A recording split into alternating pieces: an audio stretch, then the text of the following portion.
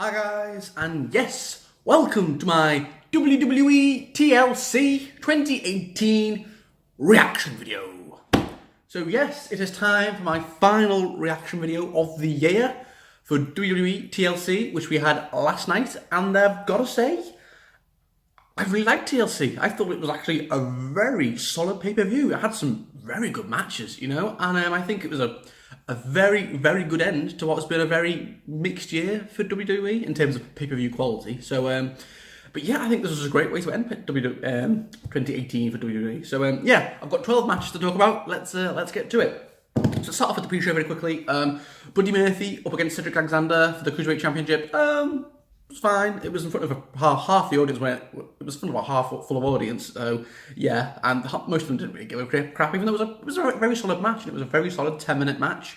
Both guys obviously got to showcase what they can do. It was great. Cedric is great. I love Cedric Alexander, but Buddy Murphy's great too. But both of these guys are really good.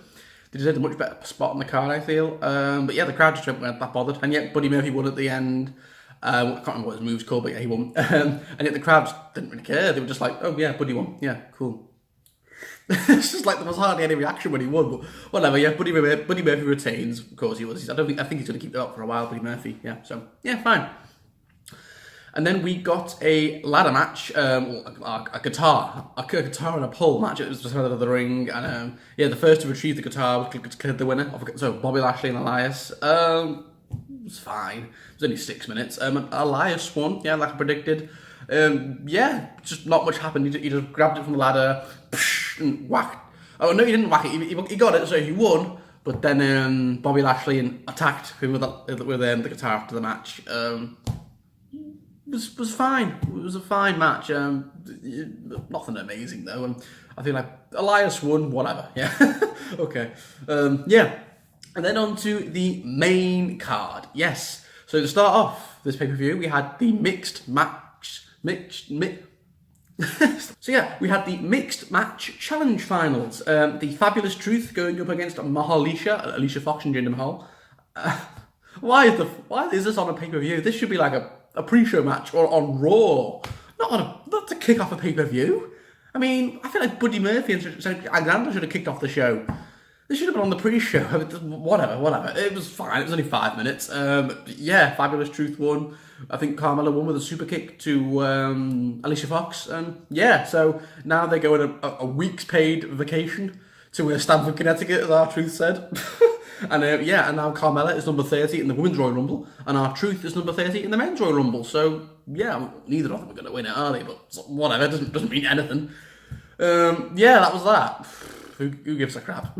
We had a triple threat tag team match for the WWE SmackDown Tag Team Championships. Yes, we had The Bar, defending champions, up against The New Day and the Usos. Yeah, really good match. Yeah, it was a very solid 12-minute match. It could have been a bit longer. I feel like this match really should have been a TLC match. I feel like they missed an opportunity here.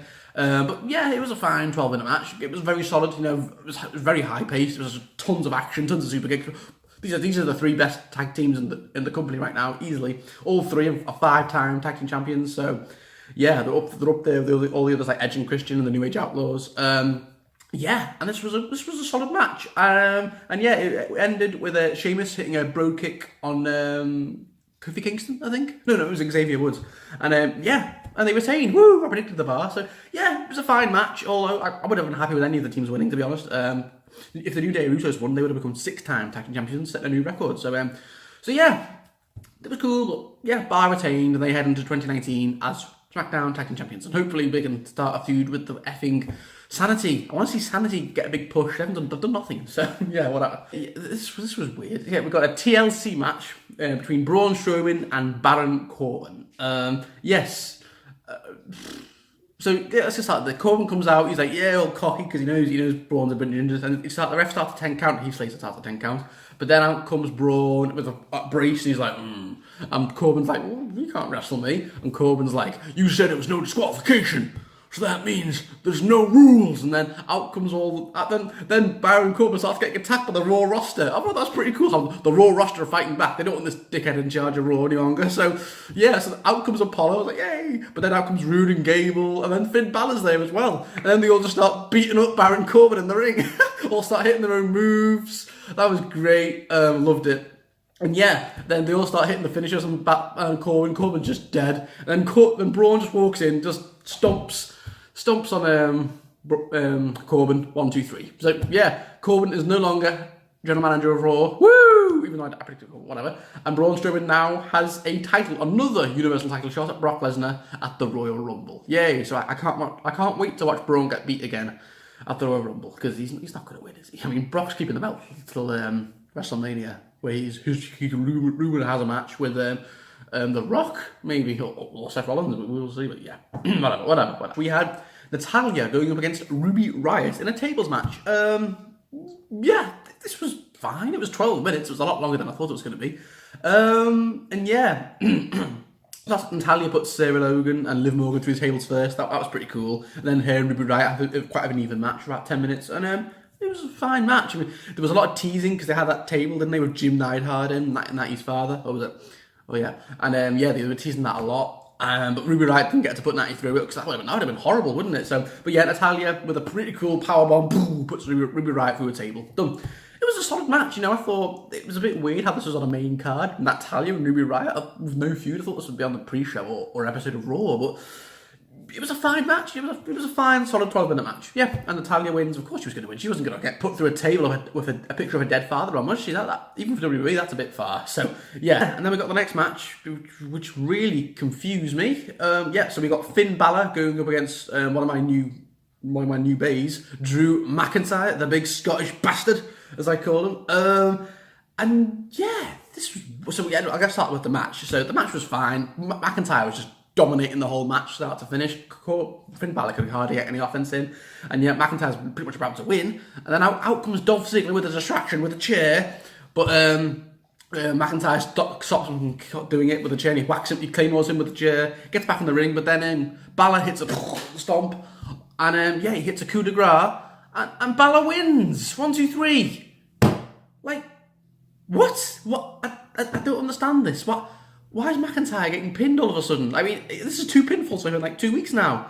I thought this guy was meant to be like one of the next big things in WWE. Like, I thought you were meant to be pushing this guy to the moon in 2019 with a rumoured Universal title push next year. But you're having him lose and look like an idiot with this stupid little mini feud with Finn Balor and Dolph Ziggler. Like, what?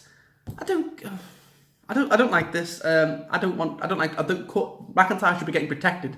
Why did he lose? This loss did not help him. I know it's another interference loss because Ziggler interfered again, so it's not a clean loss. But still, McIntyre should be taking pinfalls. Not when he's one of the best things you've got on this whole roster in terms of men. You haven't fucking ruined yet in the main event. So yeah. I mean, who else is there? Strowman just keeps eating losses to Brock, so he's kind of gone down a peg, and he's got another one at Royal Rumble. Roman's out, as we all know. So the only one who can really push at the minute, well, maybe Seth, but yeah, is McIntyre. I mean, I still think he'll get a big push in 2019, but I don't quite understand why why he needs to lose this match. Maybe he's going to beat up Balor and then Ziggler tonight on Raw's payback. And then he can maybe win the Rumble, because he's one of my picks to win the Rumble, McIntyre. So yeah, whatever.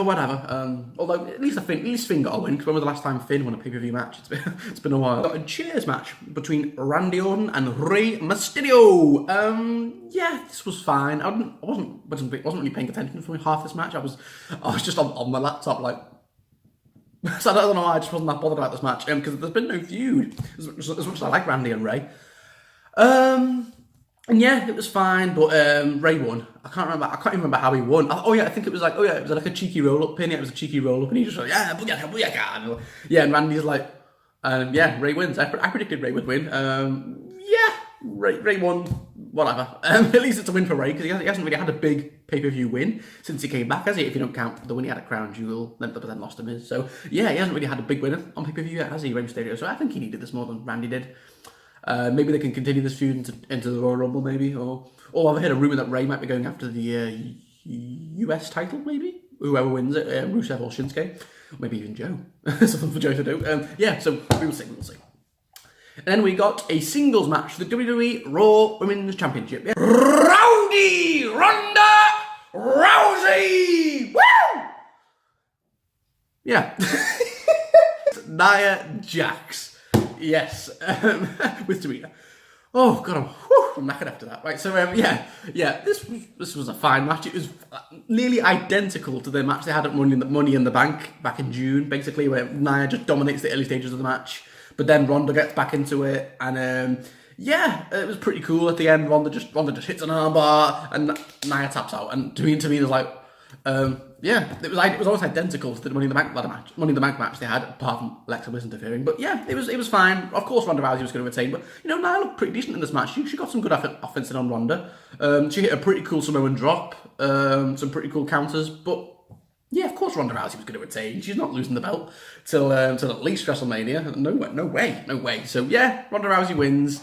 And yeah, I love after the match, Nia Jax just walking backstage like, oh, but then Becky Lynch just like, yeah, bitch, just knocks her over. I was like, yeah, go on, Becky. Final 3 matches of the show. All 3 of these matches were 20 minutes plus. So yeah, first off, we had the singles match for the WWE Championship. Yes, we had Daniel Bryan going up against AJ Styles. It was a very good match. I think this was probably the second best match of the night. This was a really good match. Considering the hype, this match is quite low because the feud's been not much apart from the new Daniel Bryan. He's a heel now. AJ just wants his revenge and all that shit. So, but yeah, this was a really good match. It was 23 minutes, and it was really solid, really good match. Lots of great spots, and lots of submission spots too. It was really fast paced. I mean, it was great. I loved it. And it ends with how did Bryan win? I can't remember. Oh yeah, it was really rushed. So basically, the match was amazing. It was like a really great match, but then it just ends with a quick cheeky roll-up pin by Bryan, and 1, 2, 3, out. I was like, what? It just ended so quickly and so suddenly. I was like, what the hell? And then Bryan's like, yeah, runs to the back, and then AJ's like, oh, and then they just cuts to an interview with Ronda like 10 seconds later. It just felt so rushed. I feel like they went past the time they were allowed. Maybe they went a few minutes past the time, so Vince to the back going, ref, quickly. So something like that maybe. But yeah, it felt really rushed, that ending. Bit anticlimactic, considering it was a really good match. But Bryan retains. Of course he was going to retain. It was his first defence. So and maybe he can go on to a new feud for the Royal Rumble. Maybe. I don't know who with though. I can't think of many big single stars in SmackDown at the minute. No, but we will see. We will see. And yeah, AJ, I don't know what's next. Maybe just in the Rumble. Yeah. The WWE Intercontinental Championship. Yes. Dean Ambrose going up against the champion, Seth Rollins. Yes. A feud that had a lot of promise, a lot of potential, and they ruined it. All the fucking gas masks and the inoculations and everything. And yeah, and then Dean Ambrose comes out with a weird new feature. It's like a siren going off in the background, and it doesn't really fit, if I'm being honest. I was like, what is this? But whatever. And the match gets started. And it was a solid 23-minute match, but it wasn't great. I felt like it was lacking something, and I'm not sure what. The crowd weren't that bothered for the start. There were 2 "This is boring" chants, which I found very surprising. In a Seth Rollins match, there's a "This is boring" chant. That's this is boring. Maybe it didn't help that it came right after AJ and Styles, who nearly stole the show. And yeah, there were even a Becky chance that the crowd weren't that bothered about this match, which I found surprising, because this was the poster match. It was the match that was on the poster. And yeah, it was a fine match. It wasn't bad. It was just solid. There was a lot of good solid moves, but yeah, something about this match just stopped me from thinking, oh, this is match of the year contender. But and Rollins was selling his knee for a lot of the match too, because he kayfabe hurt his knee halfway through the match, so he was like, every big move he did. But yeah, it was a good match, very even. Dean got a lot of good moves, and Dean looked ripped because he had his t-shirt off, and bloody hell, he was like bigger than Seth. And yeah, it was a fine match, but nothing amazing. But yeah, it ends with Seth goes crazy. He's like beating up Dean outside the ring, and he looks like Dean goes as a trick, but then Seth's like no, just starts beating him up more. Looks like he's about to hit a curb stomp, but no, Dean counters. It was so obvious, but Dean counters. Dirty Deeds, 1, 2, 3, and your new Intercontinental Championship. Callum is a very happy man.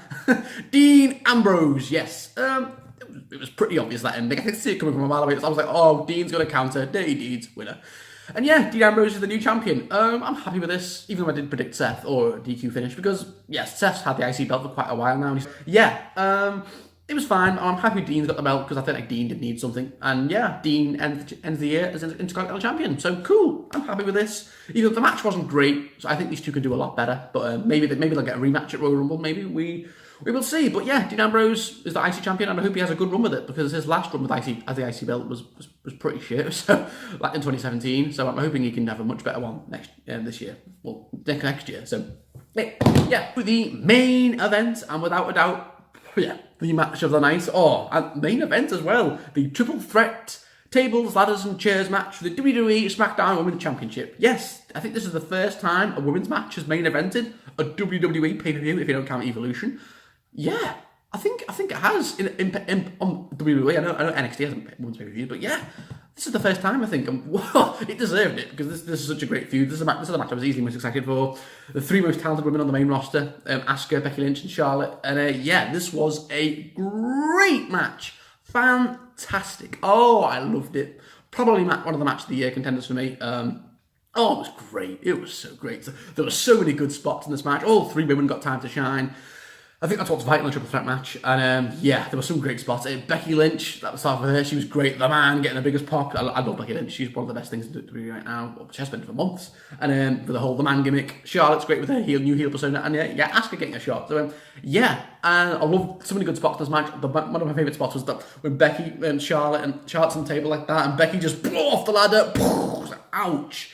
Asuka got some good moves too with the kendo sticks, whacking Becky and Charlotte. I was going, she was going nuts, and Charlotte with like that moonsault and then that swanton on Becky on the table. Ouch!